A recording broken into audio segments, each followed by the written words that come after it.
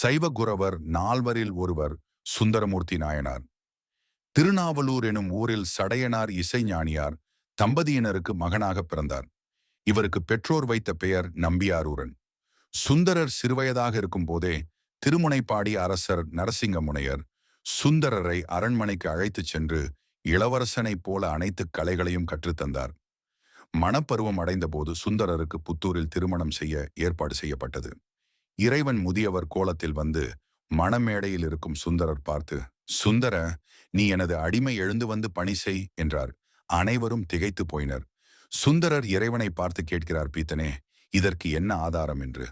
பாட்டனார் எழுதி கொடுத்ததாக சொல்லப்பட்ட ஓர் ஓலையை காட்டி சுந்தரரும் அவர் வழித்தோன்றல்களும் தனக்கு அடிமை என்று இறைவன் அவரை அழைத்து செல்கிறார்.